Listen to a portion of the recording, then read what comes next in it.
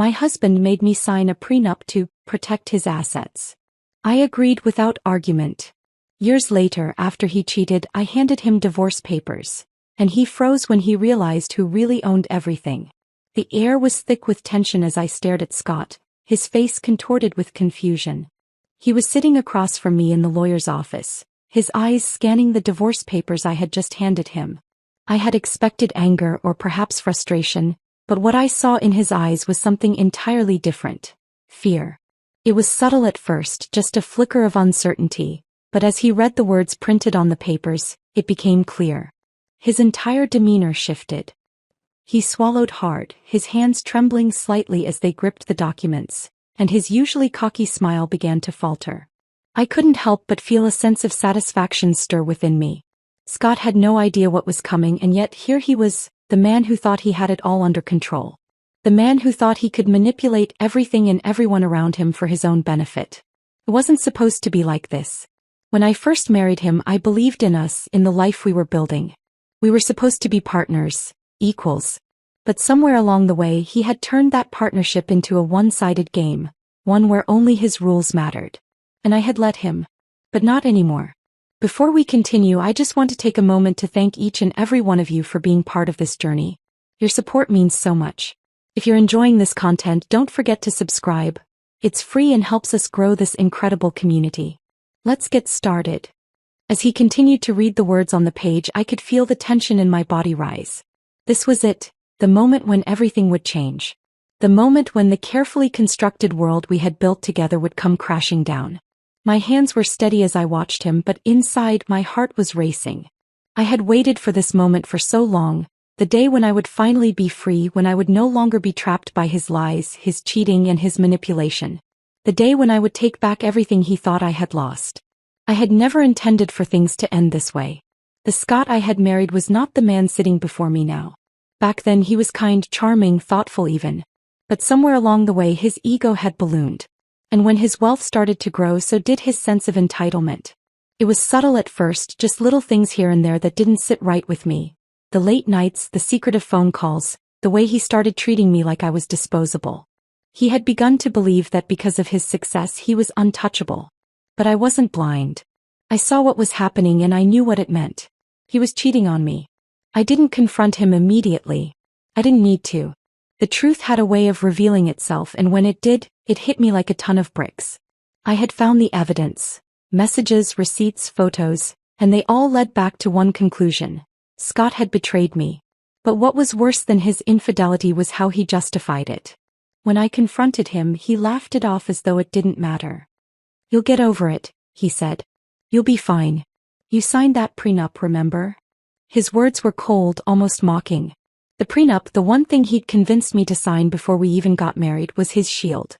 It protected him, or so he thought. But now, sitting here across from him, I knew the truth. The power was in my hands, not his. He had no idea what I had been quietly doing in the background for the past few months. He had thought I was defeated, that I would bow down to his manipulation and continue to play my role as the loyal, obedient wife. But he had underestimated me, and that was his biggest mistake. As Scott finally looked up from the divorce papers, I saw the panic in his eyes. The smugness was gone, replaced by a dawning realization that he was about to lose everything. "What is this?" he asked, his voice barely a whisper. "You can't. This isn't possible." His fingers were shaking as he fumbled with the papers, trying to make sense of what was happening. It was at that moment that I saw it. The fear. Not just in his eyes, but in the way his posture changed, the way he shrank into the chair.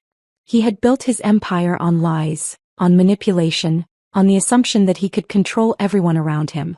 But now his carefully constructed facade was crumbling, and there was nothing he could do to stop it. "Don't worry, Scott," I said, my voice steady but filled with a quiet power. "You thought you had it all. You thought I was the one who would walk away with nothing. But you were wrong. You should have thought about that before you started playing games with me." He tried to protest, to argue, but it was too late. The damage had been done. His cheating, his lies, it all came rushing back to him in that one moment. He had used me, taken advantage of me, and now he would pay the price. I didn't feel anger anymore. I didn't even feel sadness. What I felt in that moment was liberation. I had waited for so long to take control of my life again, to step out from under his shadow, and now I was finally free. The satisfaction that coursed through me was not born out of vengeance but out of justice. I had been betrayed, but I had also been patient. I had played my cards right, and now Scott was going to learn exactly what it felt like to lose everything. As he continued to stare at the papers, I could see the gears turning in his mind. He was trying to calculate his next move, to find a way out. But there was no escape. His arrogance had led him to believe that he was invincible, that nothing could touch him. But now he was facing the consequences of his actions, and for the first time he realized that he was not in control anymore. For a brief moment our eyes met, and in that instant, everything was clear. I had won. It wasn't just the assets, the house, the money. It was the power. The power to walk away from a life that no longer served me, from a man who had taken everything and given nothing in return. And as I stood up to leave, I couldn't help but feel a sense of triumph. Scott had lost. And I had finally gained back what was mine. The door clicked shut behind me, and as I stepped into the hallway, I took a deep breath, the weight of the past few months lifting off my shoulders. I was done. Scott would never have the power over me again. Not now, not ever. As I walked out of the lawyer's office, a strange sense of calm washed over me. I had made it. The battle was far from over, but in that moment, I had already claimed victory. I could feel the weight of the years of silence, the years of being overlooked, finally lifting. But how did I get here? How had it come to this point? To understand where I was now, I had to look back at the beginning, at the choices I made, the love I thought I had, and the betrayal that would unravel everything. Scott and I met when I was just starting out. I was fresh out of college, eager, passionate, with big dreams and a small apartment. I had been raised to believe that love could overcome anything, that if you worked hard enough and loved deeply enough, everything else would fall into place. Scott seemed like a dream come true. He was handsome, confident, and had a magnetic presence. The kind of person people wanted to be around. He had that touch of arrogance, the kind that made him irresistible. He wasn't just rich, he was privileged. His family had money, and he carried that weight with him in his words, his actions, and the way he treated others. At first it was all about the charm. The dinners at expensive restaurants, the spontaneous weekend getaways, the late-night talks under the stars about our dreams and our future. It all felt so perfect, so right. He made me feel like I was the center of his universe, like nothing else mattered as long as we were together. He had that way of making you believe in the fantasy, in the fairy tale. It was easy to fall in love with him, and I did. Completely. But things started to change as we got more serious. Scott's ambition grew, as did his ego. At first, I didn't notice the subtle shifts. The way he started talking more about his family's business, about expanding his wealth, and how everything in his life seemed to revolve around accumulating more. More power, more money, more control. I should have seen it then, but I didn't. I was too caught up in the dream he painted for me. The dream of a perfect life with the perfect man. Then came the day he brought up the prenup. We had been together for almost a year by then, and everything seemed to be moving in the right direction. He was talking about marriage, about settling down, about spending our lives together. But then he pulled out the paper. I remember the moment so clearly, the way he slid the document across the table with a smile that didn't quite reach his eyes. "It's just for our protection, Elise," he said, his voice smooth and reassuring. "You know how important my family's business is. We can't risk anything happening, not after everything we've worked for. This is just to keep us both safe." I sat there, staring at the prenup in front of me, the words written on the paper blurring together. I didn't know much about legal matters, and the way he spoke made it sound like it was the most logical, reasonable thing in the world. In his world it made sense. In his world, where assets, inheritance, and family legacies meant everything, the prenup was a necessary precaution. But in my world, where love and trust were supposed to be the foundation of a marriage, it felt like something was being taken away before it even started. I remember thinking about it for only a few moments, but in those moments I was torn. My instincts told me something wasn't right, that something was off. But my heart, my hopeful heart, told me that it was just a formality, something to get out of the way so we could move forward with our life together. And so I signed it. I didn't argue. I didn't question. I trusted him, and that was my mistake. The years that followed felt like a blur. Scott's business took off, and so did his confidence, his arrogance. The more successful he became, the more distant he grew. It started small, little things like him working late more often or dismissing my concerns about the way he was treating people. But the more I tried to push back, the more I found myself shrinking in his presence. He was the star and I was just there to support him, to stand beside him and make sure the world saw the perfect couple we were supposed to be. But inside I was fading. Then came the moment that changed everything. The moment I found out the truth. The messages. The receipts. The photos. All of them pointed to one thing: he was seeing someone else. And not just anyone. Someone who wasn't just a mistake, someone who was entangled in his world, someone who was a part of his life that he didn't want me to see. When I confronted him, his reaction was cold, calculating, and dismissive. "You'll be fine, Elise," he said, as if my world wasn't falling apart around me. "You signed the prenup. You know how this works." Those words hit me harder than I had ever expected. You signed the prenup. It was as though, in his eyes, I was nothing more than a footnote in the grand scheme of his wealth and status. I had always known there was a divide between us, the way he treated money and the way I had been raised to view it. But in that moment I realized just how deep that divide ran. To Scott, the prenup wasn't just a piece of paper. It was his way of ensuring that I never stood a chance. It was his way of locking me out of the life he had built for himself, a life I had helped create. But the most painful part was the realization that he didn't love me. Not in the way I had loved him. I had always been his partner, but I had never truly been seen. I had given everything to this marriage, sacrificed my own dreams, my own identity to build something for us. And now I was nothing more than a pawn in his game. And so I began to plan. It wasn't a decision I made in haste. I didn't want revenge for revenge's sake. I wanted justice. The prenup had given him the illusion of control, but I wasn't going to let him think that I was helpless, that I was powerless in this situation. The more I thought about it, the more I realized that I didn't need him. In fact, I had been the one holding everything together all along. I started looking into everything: his business, the investments, the assets. I consulted with financial experts, digging into the documents, the contracts, the loopholes I could exploit. Slowly, methodically, I began to take control. I knew it wouldn't be easy, but I wasn't afraid. I had built this life too, and I would take back what was rightfully mine. The road ahead wasn't going to be simple. But for the first time in a long time I felt alive again. The love I once had for Scott had faded, replaced by something more powerful: empowerment. I wasn't just a wife anymore.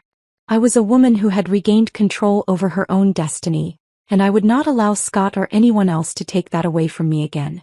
The days following my discovery were a blur. I was caught in a whirlwind of emotions: anger, confusion, sorrow, and disbelief. How could Scott, the man I had built my life with, betray me so completely? How could someone I trusted with everything, someone who had promised to cherish me forever, shatter that trust so effortlessly? It was as though the man I had known and loved no longer existed. What remained was a stranger, someone cold, calculating, and indifferent to the pain he had caused. The first few nights after I found out, I couldn't sleep. I'd toss and turn, my mind racing, replaying every moment, every conversation, every detail. Was I so blind? How had I missed all the signs? There had been whispers, little things that never seemed like enough to confront. His late nights at the office, his sudden distance, the vague excuses for being unavailable. But I had trusted him. I had always believed in the best of him, hoping that the man I loved would be the one who showed up at the end of the day. But now all of that was shattered. Every word, every promise, every dream we had shared felt like a lie. The messages, the receipts, the photographs, it was all too real. I wasn't imagining things. He had been seeing her, and worse, he had been doing it under my nose. And I had been too trusting, too absorbed in my own world to notice. It wasn't just his infidelity that hurt. It was the realization that he had been living a double life, a life that didn't include me, a life where I was nothing more than a bystander. I couldn't bring myself to confront him immediately. Part of me was afraid of what I would say, what I would do if I saw him face to face. So I kept my distance. I buried myself in the work I had been putting off for years. Planning, organizing, and analyzing. I had to find a way out. I had to regain control, not just of my life but of everything else that had been taken from me. The betrayal wasn't just emotional, it was financial. He had used me, exploited my loyalty and love, all while hiding behind a wall of wealth and status. But the more I thought about it, the more I realized that I had let him. I had been complicit in my own misery, choosing to believe in a dream instead of facing the reality of the man I had married. It was hard, so incredibly hard, to come to terms with the fact that the man I loved was capable of such betrayal. But once the shock started to fade, the anger began to take its place. I was furious. Furious with him for the lies, the deceit, the audacity to think that I would never find out. Furious with myself for not seeing the truth sooner. I spent days lost in thought, pacing the house, trying to make sense of everything. I was so deeply hurt, so broken, that it felt like my heart was being ripped out of my chest. But as time passed, something inside me shifted. The sadness slowly morphed into something else, into a determination, a resolve that I hadn't known I had. I wasn't going to let him win. I wasn't going to let him walk all over me, let him think that his wealth and status gave him the right to treat me like this. I wasn't going to play the role of the victim anymore. I would take back what was mine. I would take back everything he had stolen from me, the trust, the respect, the love, and I would make sure he felt the consequences of his actions. So I began planning. I didn't rush into anything. I didn't want to act on impulse, not when I had the upper hand. The first step was simple. I had to gather evidence. Not just about his affair, but about everything. His assets, his investments, his business dealings. I needed to know everything. It wasn't just about the betrayal anymore. It was about gaining control of my own life, about leveling the playing field. The prenup he had convinced me to sign all those years ago had always made me feel small, insignificant. But now it was going to be my weapon. I couldn't do it alone. I consulted with a lawyer, a woman who understood the complexities of divorce and asset division. Together we combed through the details, finding every loophole, every potential advantage. The more we uncovered, the more I realized how much I had been taken for granted. The businesses, the investments, the properties, everything had been built on my hard work, my sacrifices. Scott had always been the face, the one people saw in the press, the one who made the big deals. But I had been the one behind the scenes, managing the finances, keeping everything running smoothly. And now I was going to make sure that I got what I deserved. As I moved forward with my plan, I couldn't help but feel a growing sense of power. For the first time in years, I felt like I was in control. I wasn't the naive wife, the one who had been kept in the dark. I was Elise, a woman who had built a life and was no longer willing to let someone else dictate her future. The more I worked, the more I realized just how much Scott had taken from me, how much he had used me. And the more I worked, the more determined I became to make sure he paid the price. But as I continued with my preparations, something unexpected happened. I started to see a different side of Scott. He hadn't come home that night or the next. His absence wasn't just physical, it was emotional. He seemed to be unraveling, not in the way I expected, but in a way that made me question everything. He was distant, cold, and when he did come home, he seemed more concerned about his image than about what had actually happened between us. He didn't apologize. He didn't beg for my forgiveness. Instead, he acted as though it was all just a minor setback, something that could easily be fixed. But I wasn't going to let him off the hook so easily. Not this time. One night he sat me down, his voice shaky but controlled, as if he was trying to convince both of us that everything would be fine. He said he had made a mistake, that he wanted to work things out, but I could see right through him. His words were empty and his gestures felt forced. He was a man who had been caught, but he wasn't ready to face the consequences of his actions. And as I looked at him, I realized just how much I had underestimated myself. I wasn't the same woman I had been when I first signed that prenup. I was stronger now, wiser. And I wasn't about to let him off the hook, not now, not ever. The next day I continued with my plan, more determined than ever. I knew what needed to be done. The betrayal had shaken me to my core, but it had also awakened something inside me, a fire that wouldn't be extinguished. I would fight for what was mine, and I would make sure Scott understood the true cost of his actions. The days that followed Scott's cold apologies felt like a slow-burning fuse, leading to something far more explosive than either of us could have anticipated. As he carried on with his usual routine, pretending like everything was fine, I continued my work in silence. My anger had not yet fully subsided, but it was transforming into something more powerful, something more calculated. It was no longer just about revenge for the sake of getting back at him. It was about justice, about reclaiming what was mine, and about showing Scott that I was not the helpless, naive woman he had always thought me to be. I spent the next few days meticulously planning my next steps. I couldn't afford to make any mistakes. Every action needed to be carefully thought out.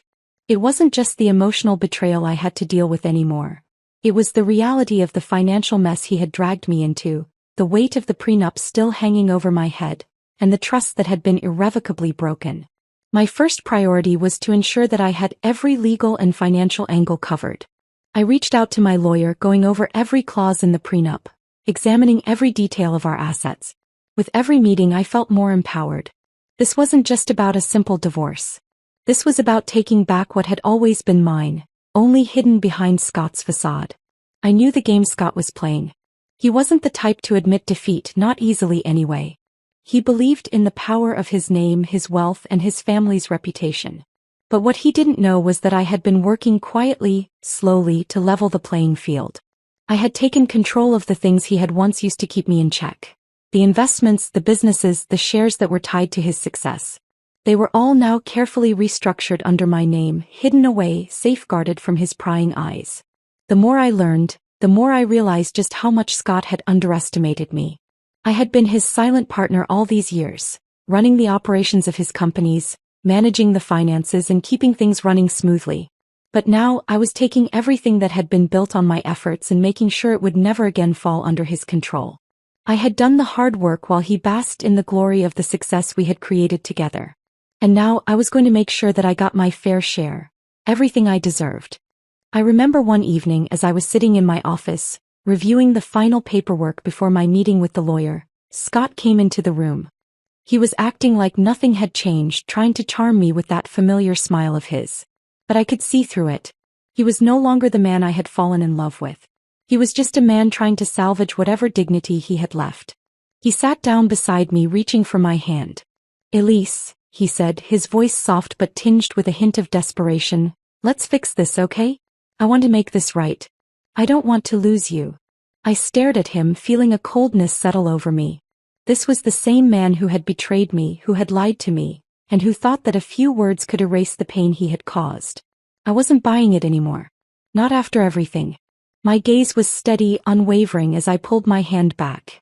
"You don't get to fix this, Scott. You don't get to just sweep everything under the rug and pretend like it didn't happen. The damage is done. And I'm not going to let you get away with it." He seemed taken aback by my response, his face flickering with a mix of confusion and irritation. But I didn't care. The wheels were already in motion and I was determined to see this through. I knew that Scott's pride would never let him admit fault. And that's exactly why I had to be smarter, more strategic. The next few days were a blur of meetings, phone calls, and finalizing all the necessary paperwork. As the day of the big reveal approached, I felt a sense of calm wash over me. It wasn't the kind of calm that comes from being resigned to defeat. It was the calm of someone who knows they're about to win. I had done everything I could to prepare, and now it was time to execute the plan. I had decided that the best way to confront Scott wasn't through a loud, dramatic confrontation, but through a calculated shock. I wasn't going to throw it in his face right away. Instead, I would let him think everything was still going according to his plan. He would continue living his life, believing that he had time to work things out with me. Meanwhile, I would be sitting back watching, knowing that the tables had already turned. And so the day arrived.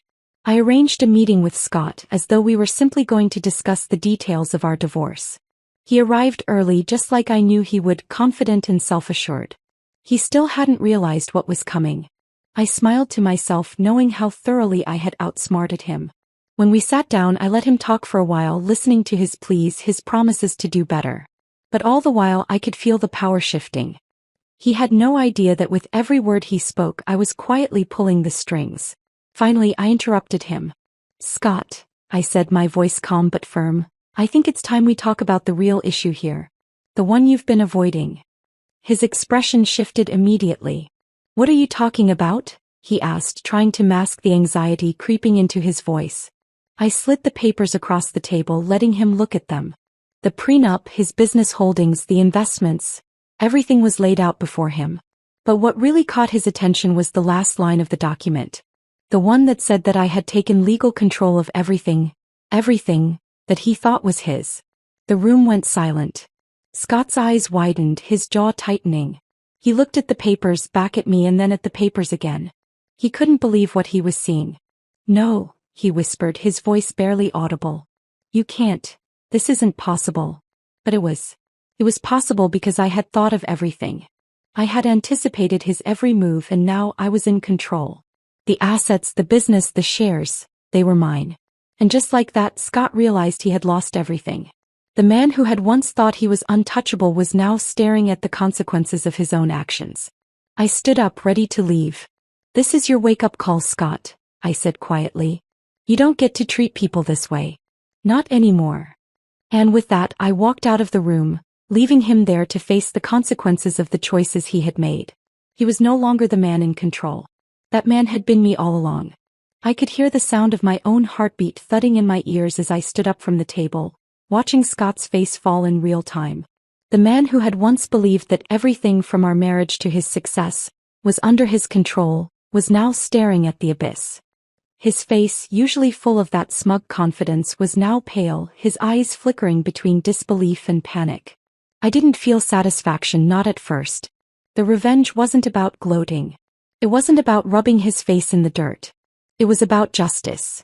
About showing him that the rules he thought he could bend would now come crashing down around him. Scott opened his mouth, his voice breaking the silence. This is some kind of mistake," he stammered, his fingers gripping the edge of the papers as though if he held them tight enough, the truth might somehow change. "You can't just take everything like this, Elise." I didn't respond immediately. I let him speak, let him try to make sense of the impossible.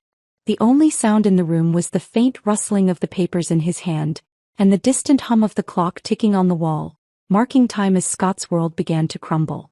Every word I had planned, every action I had taken had led to this moment. I had been preparing for this for months and now it was happening. It was real. The power I had carefully reclaimed, built on years of sacrifice, sweat and quiet work, was mine again. Scott leaned forward in his chair as though he thought if he could get closer to me, he might somehow bridge the gap between what was happening and the reality he had believed in for so long. You can't be serious," he said, his voice now more pleading than confident. "We can work this out. I'll fix everything. We'll fix this, okay?" The desperation in his voice didn't faze me. It only confirmed the shift in power. The man who had once held all the cards now had none. And that was the point. I had nothing left to say to him. Not when his attempts at redemption were as hollow as his promises had been. He reached out for my hand, a gesture so automatic, so ingrained in his character that I almost laughed. The same hand that had once held mine with affection now tried to cling to me out of fear, trying to manipulate me one last time. But I pulled away before his fingers could touch mine. His words, his actions, none of it mattered now. He had made his choices and now I was making mine. "You don't get to fix this, Scott," I said, my voice steady but firm. "Not anymore."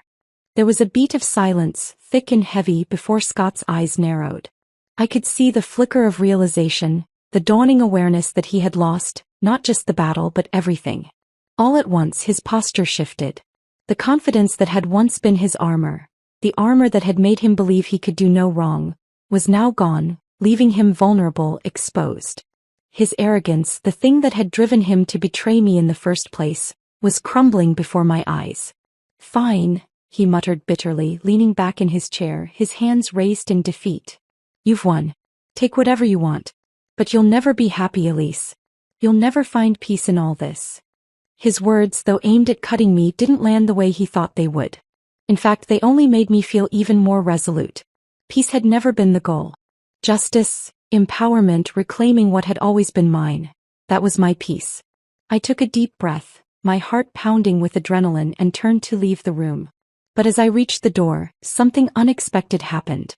"Wait," Scott called out. I paused, not turning back. He sounded different now, broken. "What about the business, the house, our life together?" I had already anticipated this moment. I had known that the sudden reality of losing everything would hit him like a freight train. But his words, even in his defeat, still carried a sense of disbelief, almost as if he couldn't quite process it. For him all this was just a game where he thought he would always win no matter the cost. And yet here he was, the one who had lost everything. "I've already taken care of it," I replied, my voice cold but calm. "Everything we've built is now mine. I've secured it all." The shock on his face was undeniable. He looked at me as though expecting me to explain further, to give him some form of closure, but I wasn't going to indulge him. This wasn't about closure for Scott. This was about ensuring that he would never be able to manipulate me again. He had thought I was weak, that I was simply his wife, there to smile and stand by his side as he reaped the rewards of his actions. But I had outplayed him at every turn. I walked out of the room not looking back, the door closing softly behind me. I didn't need to see the destruction on his face to know it was there. I could feel the shift in the air, the gravity of the moment sinking in. The man who had once controlled everything was now at the mercy of the woman he had underestimated. As I stepped out into the cool evening air, I felt something inside me stir. It was a feeling I hadn't had in years, a sense of liberation. The weight of everything I had been carrying, the years of doubt, of hurt, of misplaced loyalty, seemed to melt away with each step I took away from Scott and everything he had represented. I had won not just financially but emotionally. I had taken back control of my life, my identity, my dignity. I stood outside, the cool breeze ruffling my hair, and for the first time in a long while I felt like I could breathe again. There were still battles to be fought, still things to be worked out, but in that moment I realized that I didn't need Scott. I didn't need anyone. I had everything I needed within myself. And as I walked away from the life I had once known, I knew I was ready to face whatever came next. The future now in my hands was mine to shape. And I would do it on my own terms. Scott's betrayal had been the spark, but it was my strength, my resilience that would carry me forward. The power had always been mine to take. And now I was free. I stood there for a moment, the night air cool against my skin, feeling a weight lift from my shoulders. The chaos, the years of doubt and hurt, and the pain of Scott's betrayal, all of it seemed to dissipate with each step I took away from that house. For the first time in years, I felt like I was walking into my future, not running away from the past. The man who had once tried to control me, who had used me and taken me for granted, no longer had any power over my life. I was free. But as I walked down the street, I realized that this wasn't going to be as easy as simply walking away. Yes, I had taken back my control, my dignity, and my power, but there was still so much to process. The emotional scars didn't just vanish because I had signed a few papers. The hurt, the disappointment, and the betrayal still lingered, not in the form of Scott's presence, but in the wake he left behind. As I made my way to my car, I couldn't shake the feeling that there was something more, something bigger, at play here. I had won the battle, but had I truly won the war? In a sense, yes. But there was still a lingering question in my mind. Was this enough? Had I done the right thing, or had I allowed myself to become consumed by the need for revenge? The next morning I woke up to the sound of my phone buzzing on the nightstand. It was a message from my lawyer, a brief notification about the finalization of the divorce papers. Everything was now official. The business, the house, the investments, they were all legally mine. And for a moment it felt like a dream. The man who had thought he was untouchable, the man who had built an empire off of manipulation and deceit, had been brought to his knees. And I had done it. I had won. But the victory didn't taste as sweet as I thought it would. Instead of feeling elated, I felt empty. For all the years I had devoted to Scott, for all the sacrifices I had made, I had finally severed the last connection between us. The marriage, the business, the dreams we had built together. Gone. But there was no satisfaction in it. There was no joy. It was just an ending. And with every ending comes a new beginning. I spent the next few days in a daze, reflecting on what had happened and, more importantly, what would come next. I had spent so long playing the role of the supportive wife, the silent partner, that I hadn't really thought about who I was outside of that role. What did I want? What were my dreams, my goals, now that I had taken control of everything? It was strange, this feeling of liberation. I had been freed from Scott's hold, but I also felt lost. The person I had been for so long, the one who defined herself through her marriage, her role as his partner, didn't exist anymore. I was no longer the wife. I was just Elise. And that was both terrifying and exhilarating. The days turned into weeks and slowly I began to rebuild. I made decisions that had been on the back burner for years. I started working on the projects I had once abandoned, the ones I had put aside for the sake of the marriage. I reconnected with old friends, ones I had lost touch with in my years of prioritizing Scott's needs over my own. It felt good at first to rediscover who I was, but there was still a part of me that wondered about Scott. How was he handling all of this? What would become of him now? Then one afternoon I received a call. It was from an unknown number, but something told me it was important. I answered cautiously, unsure of what I was about to hear. Elise, the voice on the other end said, and I recognized it immediately. It was Scott's lawyer. We need to discuss some matters regarding the business. Scott is, well, he's not taking this well. He's trying to fight the divorce, the asset division. He wants to make a deal. I felt a wave of disgust wash over me. Of course, Scott wasn't done. He never knew when to quit. The man who had been so smug in his belief that he could control everything had now lost it all. And instead of accepting the consequences, he was trying to claw his way back. It was typical, really. The audacity, the arrogance, it was all the same. I considered hanging up, but something stopped me. There was no going back, no undoing what had been done. Tell him, I said, my voice steady, that the deal was made the moment he betrayed me. There's nothing more to discuss. The lawyer hesitated, but I could hear the faint sound of shuffling papers on the other end. Understood. But you should know, Elise, Scott is not going to give up easily. He's determined to fight this. I leaned back in my chair, staring out the window, my mind racing. Scott might be determined to fight, but that was his mistake. He could never win. Not now. Not after everything. And even if he did fight, I was prepared. I had been planning for this moment for so long that it no longer faced me. I had learned to trust in myself, to trust that I was capable of handling whatever came my way. The next few days were filled with calls, meetings, and the finalization of every legal detail. The more I spoke with my lawyer, the more I realized just how deeply Scott had underestimated me. He had always believed that the prenup would protect him, that his wealth and connections would shield him from any consequences. But in the end, it was me who had the upper hand. And as each new piece of paperwork was filed, as each new deal was signed, I could feel the last remnants of my old life, of my old self, slipping away, replaced by something stronger, more resilient. Scott's attempts to fight the divorce eventually fizzled out. His ego couldn't handle the defeat, and with each passing day he became more isolated, more bitter. He tried to salvage what he could, but it was too late. His empire, built on manipulation and control, had crumbled, and there was no rebuilding it. Not without me. And as the dust settled, as I sat alone in the house that had once been ours, I finally felt at peace. It was the kind of peace that comes after a storm, after the chaos has passed and you realize you've weathered it. I had won. And more importantly, I had found myself again. For the first time in years, I was living for myself. No one else. Just me. And that, I realized, was the greatest victory of all.